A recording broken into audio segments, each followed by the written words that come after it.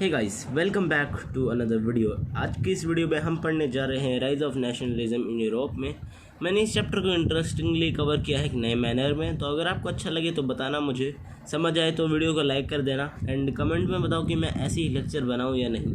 इस चैप्टर का one shot मैं जब ये पूरा चैप्टर ऐसे कंप्लीट हो जाएगा तो मैं डाल दूँगा, ताकि आपको ज़्यादा ना घूमना पड़े फ़ोन पे। एंड तो अपनी वीडियो को शुरू करते हैं। Rise of nationalism in Europe. Nationalism मतलब देश प्रेम। ये कहानी शुरू हुई थी फ्रांस से, जहाँ पर फ्रेंच रेवोल्यूशन के बाद आइडिया ऑफ द नेशन लिया गया। आइडिया ऑफ नेशन मतलब लोगों को डेवलपमेंट से अपनी पहचान बनानी थी, एक कलेक्टिव आइडेंटिटी की। ये हुआ था 1789 के बाद। नेशनलिज्म को सपोर्ट करने के लिए कुछ आइडियाज़ लिए गए थे। वो थे एमरजेंस ऑफ ला पैट्री एंड ले सिटियोन, मतलब फादरलैंड यानी कि ला पैट्री यानी कि मातृभूमि जो कि इंडिया में कहा जाता है, और ले सिटियोन यानी कि हर एक बंदा सिटीज़न है वहाँ का। और एक नया ट्राई कलर फ्लैग जो है इंट्रोड्यूस किया गया था, जो कि पिछले रॉयल स्टैंडर्ड्स को हटा रहा था। सेंट्रलाइज्ड एडमिनिस्ट्रेशन यानी कि एक ऐसी सत्ता जिसमें एक ही मेन पावर हो, जैसे कि मोनार्की, वो हटा दी गई थी। एंड एक फॉर्मुलेटेड यूनिफॉर्म लॉज की एडमिनिस्ट्रेटिव गवर्नमेंट लाई गई थी। स्टेट्स जनरल को जो हटा दिया गया था नेशनल असेंबली से।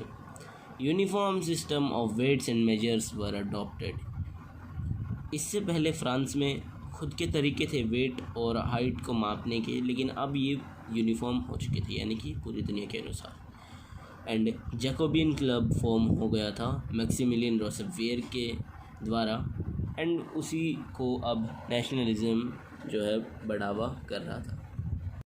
तो जो अभी मैंने आपको बताया था वो था फ्रांस के लोगों का पहला reaction for the collective identity यानी कि नेशन। इसके बाद वहाँ पर एक अच्छी डेमोक्रेसी आ गई थी।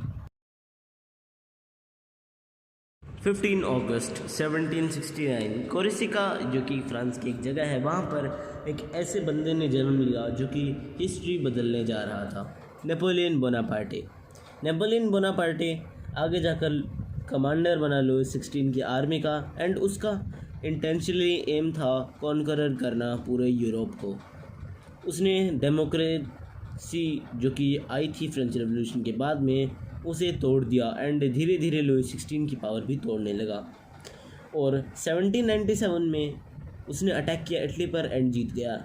और फिर 1798 यानी कि एक साल बाद उसने इजिप्ट पर अटैक किया एंड अलेक्जेंड्रिया जो कि वहाँ का एक स्टेट है वो जीत गया। इससे इन दो पॉइंट से हमें यूँ पता चलता है कि नेपोलियन काफ़ी ज़्यादा अच्छा स्ट्रेटजिक लीडर था। और 1800 में उसने एक ऐसा काम किया जो कि हिस्ट्री बदल देता।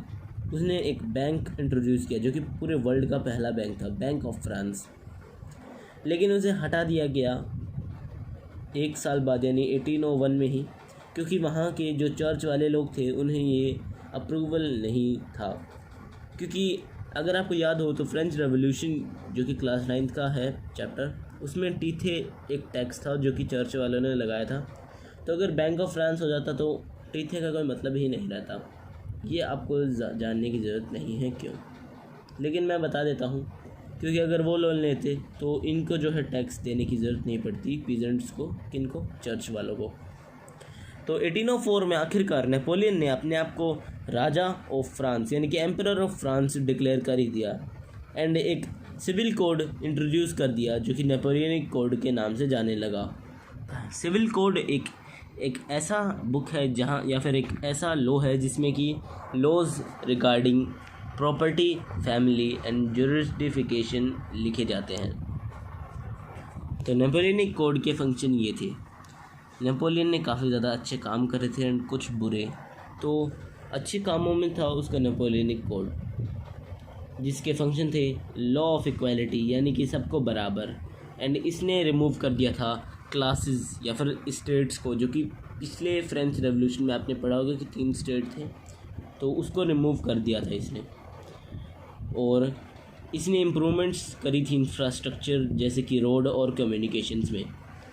उसने फ्यूडल सिस्टम को हटा दिया एंड गुलामी में जो लोग थे उनको भी फ्री कर दिया है। फ्यूडल सिस्टम का मतलब जिन्हें नहीं पता तो जिम्मेदारी मतलब ज़मींदारी जो कि लोग करते थे, एंड जिन्हें सेप्टम का मतलब नहीं पता वो है स्लेवरी यानी कि गुलामी।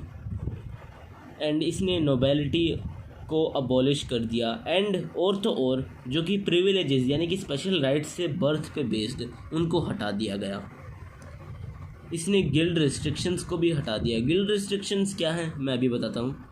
तो जैसे पहले जब लुई 16 था, फ्रेंच रेवोल्यूशन से पहले और बाद में भी एक रिस्ट्रिक्शन थे थर्ड स्टेट्स वालों पे कि वो घर बिना परमिशन के नहीं बना सकते हैं या फिर चेंज नहीं कर सकते हैं घर में बिना परमिशन के। इसका एग्जांपल है कि थर्ड स्टेट में लोग 2 स्टोरी यानी कि 2 छत वाला घर नहीं बना सकते थे।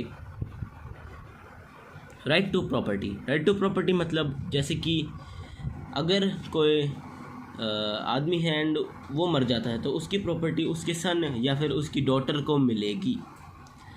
पहले ऐसा नहीं होता था। पहले जो है मोनार्की या फिर चर्च वाले इसे ले लेते थे अपने पास। तो हमें इससे पता चल रहा है कि नेपोलियन काफ़ी ज़्यादा अच्छा था, एंड लोगों ने उसे इसलिए जो है मान्यता दी और उसे इसलिए मान लिया गया एम्परर, बिकॉज लोगों ने देखा कि ये बंदा इटली और इजिप्ट पे अटैक करके आ रहा है एंड जीत के भी आ रहा है, तो ये काफ़ी ज़्यादा अच्छा लीडर है, जो कि मैंने आपको बताया था, एंड इसलिए लोगों ने इसे मान लिया।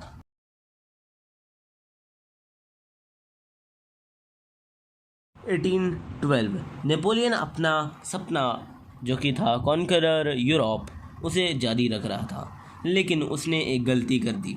उसने रशिया पर हमला कर दिया।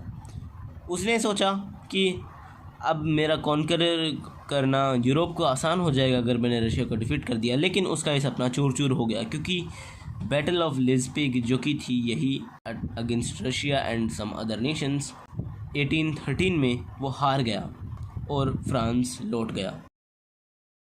3 जून 1815 वो बैटल ऑफ वाटरलू में हारा गया। ये नेपोलियन का फिनाले था, एंड इसके बाद लोगों ने उसे हटा दिया, यानी उस लोगों ने उसे फ्रांस से निकाल दिया, एंड फिर ब्रिटिश के द्वारा उसे आइलैंड ऑफ एल्बा और फिर बाद में सेंट हेलेना जो कि एक जेल है उसमें भेज दिया गया। सेंट हेलेना जो लोग सोच रहे हैं कहाँ पर है, मैं बता देता हूँ कि वो है ऑफ कोस्ट ऑफ अफ्रीका, यानी कि अफ्रीका के बंदरगाहों के पास है। एंड सेंट हेलेना को जो है तुम एक और जेल कह सकते हो, काला पानी वाली जेल, जिसके बारे में तुम्हें सुना होगा। और बैटल ऑफ लिस्पिक में जो कि 1813 में हुई थी उसके खिलाफ वो लड़ रहा था प्राग से, एंड प्राग मेरे को शायद एक्सप्लेन करने की ज़रूरत नहीं है, लेकिन ये रहा आ गया।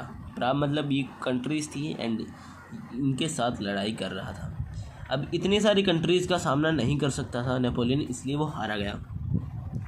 एंड फिर आ गई थी ट्रीटी ऑफ वेना जो कि ड्रुक मेटरनिक के द्वारा लगाई गई थी। नेपोलियन को क्यों निकाला गया था उसी के देश के द्वारा, एंड क्यों चुना गया था शुरू में? फिर चुना तो गया था क्योंकि वो काफ़ी ज़्यादा अच्छा लीडर था, लेकिन निकाला इसलिए गया था क्योंकि जैसे जैसे वो टेरिटरीज़ पे कब्ज़ा जमा रहा था वैसे वैसे उसकी डिक्टेटरशिप बढ़ती गई। फ्रांस के लिए नहीं, जिन टेरिटरीज़ को वो अपने कब्ज़े में ले रहा था उनके लिए, क्योंकि टेरिटरीज़ वाले लोगों को तो अभी भी वो वैसे ही ट्रीट करता था जैसे कि थर्ड एस्टेट मतलब नोबल लोग थर्ड एस्टेट के साथ करते थे। वो फ्रांस के लिए तो हेवन असेशन था, लेकिन दूसरे लोगों के लिए डिक्टेटर। तो यहाँ तक ही हम पढ़ेंगे आज। जो लोग यूँ सोच रहे हैं कि क्या हुआ है नेपोलियन को, तो वो उस जेल में कैंसर से मर गया था बाद में, ये इम्पोर्टेंट नहीं है। फ्रांस की स्टोरी यहीं तक थी।